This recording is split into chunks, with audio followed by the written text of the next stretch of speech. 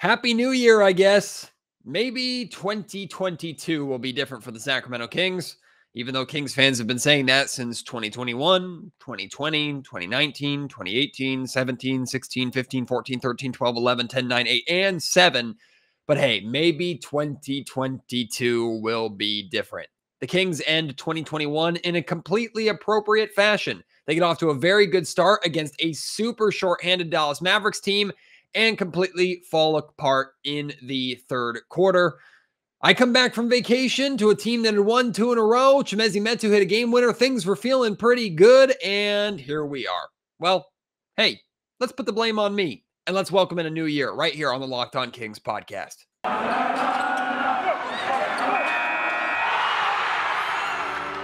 You are Locked On Kings, your daily Sacramento Kings podcast. Part of the Locked On Podcast Network, your team every day. And now, ladies and gentlemen, it is that time. Time for another episode of Locked On Kings.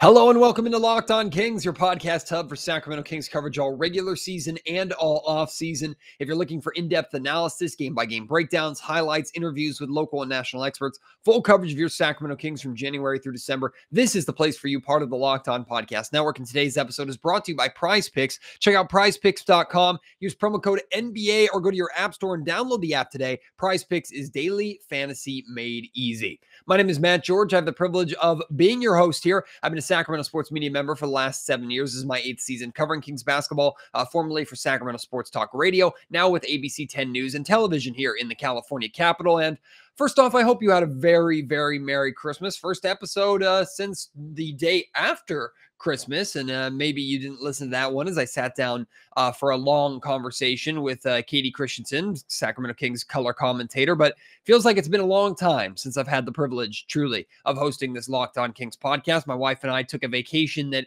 we had planned since 2 months before everything went down with the pandemic. So we were finally able to get that vacation in. And the good news is that over the course of this pandemic, because of wearing masks and because of hand sanitizer and social distancing and everything, I've managed to go all the way up until this point without getting sick, like not even a common cold through the entire last almost 2 years. But of course, when I finally go on vacation, that's when I get sick. Now, good news is it's nothing serious. It's just a small cold. You can hear probably in my voice that I'm extremely congested, and I'm trying to battle through that. So it's not that big of a deal, but want to make sure I got that out of the way in case you saw my face and went, wow, he looks rough, or heard my voice and went, wow, he sounds rough. I'm fine. Everything's fine. The Kings, truthfully, are making me more sick than this illness is, but a combination of the two at the same time, man, that's a tough pill to swallow. And unfortunately, I was really looking forward to ending 2021 with a positive podcast. I was looking forward to coming in and talking about the 2 wins that the Kings got and hopefully a third win in tonight's game. I was looking forward to talking about Chimezie Metu's awesome moment, hitting that corner 3 to beat the Dallas Mavericks a couple of nights ago. I was looking forward to Alvin Gentry coming back, this team getting healthy, De'Aaron Fox and Tyrese Halliburton playing well together. And I still want to talk about the positives that I'm seeing out of Marvin Bagley that I'm definitely going to get to at some point during today's podcast. But of course, the Kings have to go and do what they do best.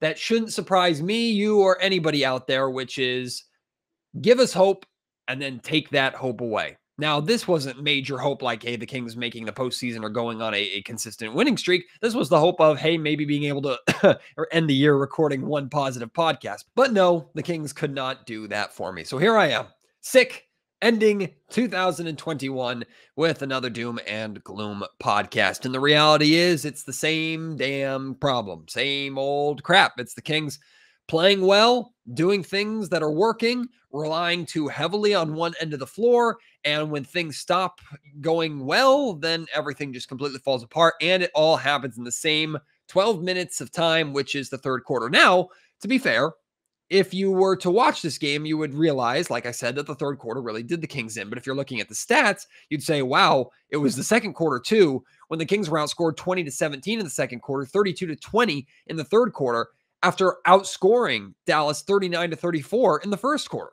Kings Shot 60% from the field, 66% from three-point range in that first quarter. Ball movement was fluid. Both Fox and Halliburton were connecting, playing very, very well off of each other. A lot to be positive about. But if you go to my Twitter, at @MattGeorgeSack, you can see with the timestamp, I tweeted right after that quarter was over. I said it was a fun quarter, very enjoyable, but the Kings can't just rely on this to happen or this to continue. That shooting 60% and 66% from three-point range, that was not going to be sustainable for this team. And they needed to maintain the level of effort, the level of play that they were playing with on both ends, even though Dallas scored 34 points in the first quarter. Yes, they got a handful of really good looks, but the Kings, I thought, were at least active on the defensive end, and both teams were just making shots, which is pretty unusual for a 3 o'clock start time. But I knew that at some point, things are going to slow down for the Kings. At some point, they were not going to shoot as well and have as much success on offense as they were having, as much as they were enjoying. How would they respond in those moments? Would they be a team that has grown and learned from their mistakes that they've made 1,000 times in the last 3 years? Or would they be the same old team that completely folds and falls apart? And lo and behold, that's who they were. Second quarter was ugly. Game is close. And I think I tweeted out as well, I can't remember if it was the beginning of the third quarter or end of the second quarter, I said that it felt like the Kings were playing well and the game was overall positive, but the Kings were tied or struggling to maintain a lead against the Dallas Mavericks team that was completely depleted. Completely depleted. The list of players that were missing for the Dallas Mavericks is insane. Like way worse than what it ever was for the Kings over the last couple of weeks, including Luka Doncic, who's missed 10 straight games now. Kristaps Porzingis played, and he had a pretty solid game. I'll talk about him a little bit later on. But this Dallas Mavericks team was completely depleted. They started Jalen Brunson, Reggie Bullock, who hadn't played in a while, comes in and looks great against the Kings, of course. Dwight Powell, who basically had a field day in the paint, especially in the third quarter. Porzingis and Dorian Finney-Smith. And then off the bench, good luck recognizing half of those names that played.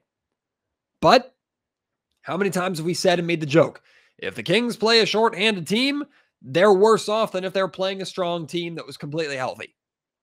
The reason why we say that is because games like this happen over and over and over again. Kings make the same mistakes. Second quarter is bad. Like I said, I felt like the Kings were still playing well, even though they weren't able to create separation. But that's the problem too. When this Kings team is playing well, they're only able to lead by a little bit or keep the game close, especially against a team who, by the way, even when completely healthy, the Dallas Mavericks have been bad this year. They're 17-18 on the season. They're completely underperforming from what expectations were. Like, this team is not colossally better than the Kings. They're better than the Kings. Don't get me wrong. They're not colossally better than the Kings. So if the Kings were playing as well at basically full strength, they were missing Terrence Davis, who was a late scratch. The Kings were basically at full strength for the first time in forever, and they're playing that well against that depleted of a Mavericks team. They should be up by a whole lot more than a couple of points or bouncing and trading the lead back and forth. That's when the Kings were playing well. So what happens when the Kings played bad? Well, they went from having at one point a 10-point lead to being down by 27 points. Only in Kings fashion, man. The Kings, again, scored 39 points. 39 points in the first quarter. They scored 37 in the second and third quarters combined. 57 for the remainder of the game. The Kings scored less than 20 points more in the final three quarters combined than they did in the first quarter. Yeah. Sacramento Kings basketball, ladies and gentlemen. That is your Kings team. They had 6 players finish in double figures, and to be fair, when they beat the Dallas Mavericks on Wednesday, they had, I think, 6 or 7 players in double figures in that game as well. And we know when this team typically wins, they win as a unit. They don't get carried by 1 or 2 guys typically. It's as a team, this team wins. But you're completely healthy. You have 6 players finish in double figures. Your highest score was Tyrese Halliburton with 17. And you get beaten that bad by this shorthanded Dallas Mavericks team. Yeah, it once again points to the real issue with this squad, which is this group is not good together. I don't know how many times I have to say it. I'm only going to say it really quickly because I don't want to beat a dead horse. It's over. It's done with. But I'll continue to point out my overall point with this team from well before Luke Walton was fired. Lack of adjustments, bad third quarters, lack of halftime adjustments. Luke was blamed almost completely for that. I say almost completely. Not everybody was saying it's 100% Luke's fault, but there are a lot of people out there that were willing to put basically everything on Luke and forgive the players who were failing to execute on the floor consistently. Luke Walton's gone. Same problems exist. Are we going to blame Alvin Gentry? Are we going to blame Doug Christie? Are we going to blame anyone else on this coaching staff? No, we shouldn't blame anybody on this coaching staff. All the blame should be on this group, because this group, even if the Kings are trying to make adjustments, which I do believe Alvin Gentry has been trying to make adjustments, maybe more than Luke Walton tried to make adjustments, this Kings team is incapable of executing on those adjustments consistently. They cannot handle their own adjustments or the adjustments of the other team. Seen it time in and time again. I don't know what more you need to see for that to become a reality to you. Kings are just a bad basketball team. A bad basketball team. I tweeted out at the beginning of this game, and it got a pretty negative response, which I expected. But I'll ask you, do you think that Monte McNair should have been paying close attention to these last two games when it comes to the play of Kristaps Porzingis? We know Porzingis is a name that is probably going to be heavily shopped by the Dallas Mavericks before this trade deadline. Should the Kings be interested in a Porzingis trade? I personally am not a big fan of it. I have no idea what it's going to cost to get Porzingis. His value significantly dropped from even last year and a couple of seasons ago. That's for sure. But should Monte McNair have been paying close attention to how Porzingis has been playing with the idea that maybe he could be a piece to add to this Kings team that potentially makes this team better?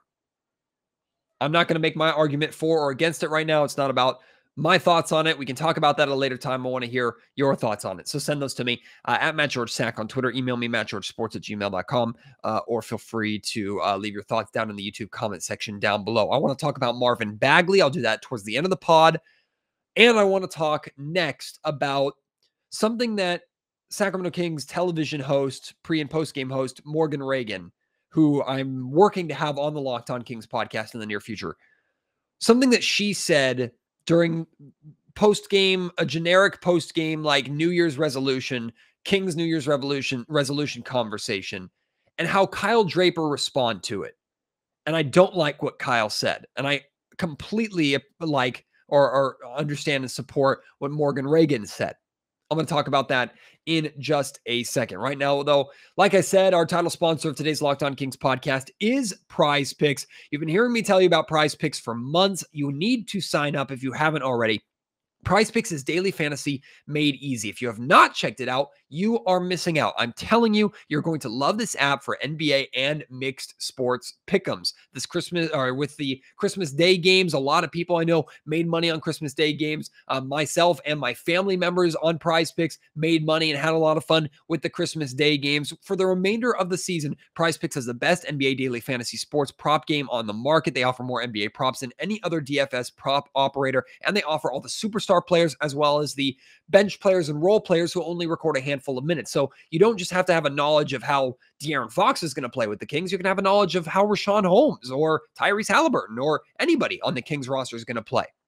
Prize Picks offers any prop that you can think of, from points to assists, rebounds, threes made, etc. All you have to do is pick 2 to 5 players and an over-under on their projections. You can win to 10 times of the amount that you gamble with. And it's just you versus the projected numbers. You're not facing any other players. All you who want to play and who have not signed up yet, use promo code NBA when you sign up, and you can get a 100% instant match up to $100. So you deposit $100, you get a free $100 to play with right then and there. Prize Picks allows mixed sport entries, so it's not just basketball. You can do it at the same time. Use the award-winning app on both the App Store and Google Play. Entries can be made in 60 seconds. It's that easy. Prize Picks is safe and offers fast withdrawals. You will enjoy Prize Picks. I guarantee it.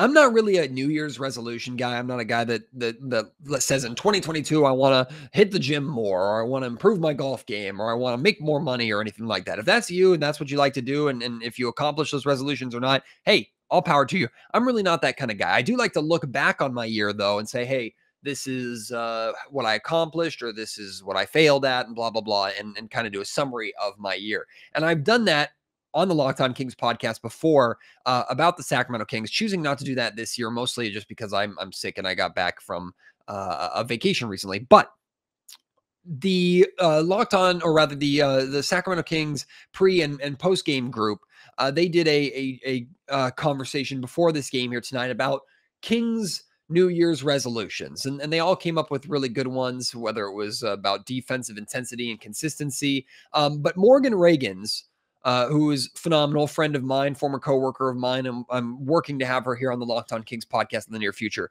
She brought up her resolution last, and basically her resolution was what I've been asking for a while here on Locked On Kings, which is asking for change, some kind of change with this team. And she basically said, like, we've seen that this group does not work well together, even if they were coming in off of a game winner and everybody was feeling good with a team that has won 2 in a row. Like, this group is woefully inconsistent. They underperform. They make the same mistakes over and over again. And as good as they are individually, they do not work as a collective unit. We've seen it so many times. We don't need to see it anymore to know it's true. Morgan Reagan points that out. Kyle Draper, the way Kyle responded to her, and Kyle's a friend of the Locked On Kings podcast. I've had him on before. The way Kyle responded to it, I took major issue with. Not that he was unprofessional or rude in any kind of way, but basically he said, what do you want, the Kings to go out and get LeBron James and Kevin Durant? No, that's not what Morgan Reagan is saying at all. And Kyle continued to say, like, look, the Kings are building something here. And if you want to make minor moves, fine, but you don't blow this team up and completely break everything apart. Now that I agree with to some extent. I don't necessarily want the Kings to blow this team up like I've seen some fans calling for on social media for this team to outright tank. I'm not calling for that by any means. But I'm so sick and tired of hearing, and it's not just Kyle, it's a lot of people. Hell, I've even said it. This team is building something. What is this team building? Bad habits? Continued bad habits? What is this team building? I guess you could say a new young core, which we've been saying for over a decade. I guess you could be saying that, and to some extent, you're right, with Fox and Halliburton and the hope for that unit going forward, to add in Rashawn Holmes into that mix, add in maybe Davion Mitchell into that mix. Yeah, like, I get that the Kings are trying to build that. Are they really adding to that? Are they really growing with everything that's happening around those two guys? This team is not building anything right now. They're continuing to be the same thing that they are, which is a bad, inconsistent basketball team. This team has been the exact same for 3 seasons now. What are they building? If you want to build something, you need to change out the hardwood, get some new tools, try a new, I don't know, I'm trying to think of a construction simile or metaphor. Try a new blueprint. There you go. Any contractors out there can help me out. Try something different. Add something new, even if that means you have to give up something of value. I agree 100% with what Morgan Reagan was saying. If I have a New Year's resolution for this Kings team, it's for Monte McNair to do something. And I don't mean that as harsh as it sounded, because Monte has tried to do things and they haven't worked, or they've just fallen apart. But Monte needs to do something. Monte needs to make a change with this group. And even if the Kings had won this game, I was all prepared to host a positive Locked On Kings podcast, but essentially say, look, we have to enjoy win streaks, but not buy into them. Because we've seen this Kings team multiple times in the last 3 seasons go on win streaks only to follow them up with colossal losing streaks and failure. That is who this group is. So no, they're not building anything. Or if they are, it's a project that is going to last another 15 years before it's completed, or before they scrap it and try again, like they've done, 6 times over the last decade and a half. I did not like that response from Kyle Draper. I understand what he's saying to some extent, but it's wrong. At least in my opinion, it's just wrong. However, one piece who I was early on in the season really ready for the Kings to move on from, I'm walking that back a little bit. I'm eating some of my words, and I'm talking about Marvin Bagley. I'll talk more about that and explain myself here in just a second. Today's Locked On Kings podcast is brought to you by Built Bar. I hope you took advantage of all the Built Bar sales during Black Friday around Thanksgiving time. I hope you got some Built Bars in your stocking or under your tree on Christmas. Built Bar they're a great New Year's snack as well. And they can help you if you're on that New Year's resolution to maybe put on some muscle or lose weight or overall be healthier. Built Bar can help you get there while also not having to sacrifice all of the snacks and treats and deliciousness that you enjoy from candy bars, for example. It's the new year. Built Bar is here for you. It's the protein bar that tastes like a candy bar, maybe even better than a candy bar, truth be told. They make it easier for you to stick to those resolutions because it tastes so good. You'll want to eat it, unlike other protein bars, which can be chalky or waxy or just taste like a chemical spill. That is not the case with Built Bar. Built Bars are covered in 100% chocolate. Most bars contain 130 calories, only 4 grams of sugar, 4 grams of net carbs, 17 grams of protein. Compare that to a candy bar, which usually has around 240 calories, 30 grams of sugar, and dozens of net carbs. There's so many flavors for you to try. Help Built Bar make your New Year's resolution not just a possibility, but a probability. And when you order on built.com, make sure you use promo code LOCKED15 for 15% off. Again, that's promo code LOCKED15 to save you some money while getting healthy and enjoying a delicious treat with Built Bar. At the beginning of the season and early on in the season, when all of the continued off-court drama around Marvin Bagley with his agent and his camp continuing to speak out against the Sacramento Kings after Luke Walton made the decision that Bagley wasn't going to be really a part of the Kings rotation.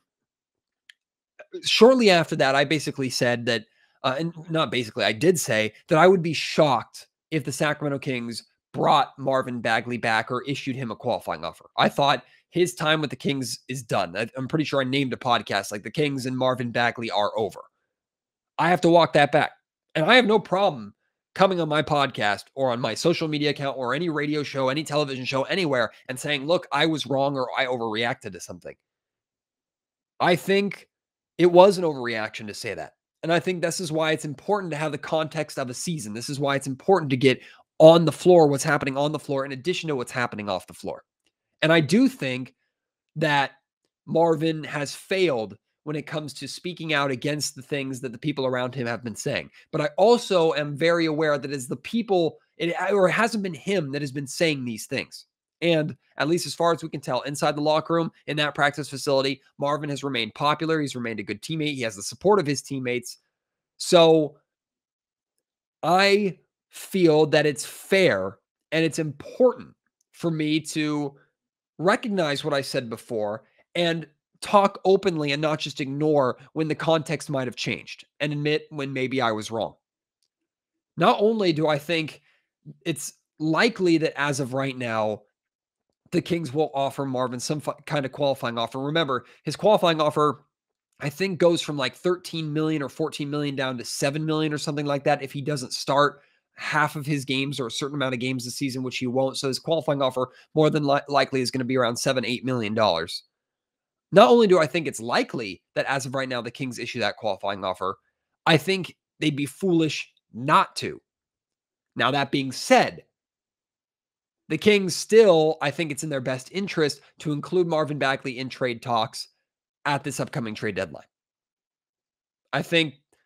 I don't know what kind of value he has. I think Marvin today has significantly more value, certainly than he had during the offseason. And I think he has more value than he had at last year's trade deadline. Now, teams aren't all of a sudden going to trade an arm and a leg for Marvin, but Marvin has made clear improvements this year. Clear improvements.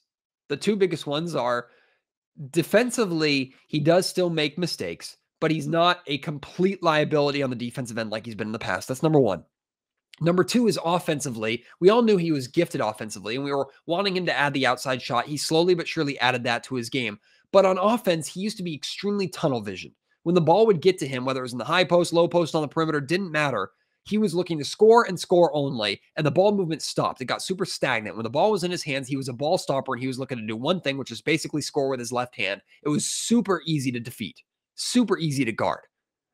This year, he has been scoring in the flow of the offense. And when a good shot isn't there or a double team comes, he is making the right decisions in the moment. He's passing out of trouble, moving well off the ball, and getting good opportunities to score. He's recognizing and taking advantage of mismatches. He looks a million times smarter on both ends of the floor, but especially on the offensive end of the floor. Marvin Bagley is clearly improved. Has that or will that have a drastic effect on his trade value? I don't know. But I think he still can be included in a trade package that makes this Kings team better. And I would still look to do that if I'm Monte McNair. That being said, if the trade deadline passes and Bagley's still on this roster, you can't just let him walk, regardless of what his agent or his camp or any of them think or say. Even if Marvin's not happy, which he might not be, I have no idea. Even if he's not, you can't let assets walk for nothing. You already did that with Bogdan Bogdanovic, letting him go to the Atlanta Hawks. You can't let assets walk. And even if Bagley's not the greatest asset on the planet, he's still an asset. And there's a very good chance that Marvin can go to another team and turn into a good player. Maybe not a great player like we were all hoping, but a good to solid, decent player. You can't just let that walk if you're Monte McNair in control of a Sacramento Kings team that has not only been bad for a decade and a half, but struggles to attract talent and draft well, even if that wasn't your draft pick. I want to hear your thoughts on Marvin, how he's been playing recently, what you would do with him if you're Monte McNair. I want to hear your thoughts on this Kings team, another disappointing loss, your thoughts on 2021, the Kings year as a whole. If you think 22 is going to be better or worse, let me know why. Your thoughts on what I had to say about Kyle Draper's comments and Morgan Reagan's New Year's resolution, everything like that. Making some big changes to this Kings team, wanting to keep this group together one last time and see if it works. Let me know. At Matt George Sack on Twitter. Email me, mattgeorgesports@gmail.com, or feel free to leave your thoughts down in the YouTube comment section down below. All right, I need to give my voice a rest. What you didn't hear is that I edited out myself coughing and hacking up grossness like 6 times. So I need to take a nap. I'm not staying up late and partying here on New Year's. I'm going to bed.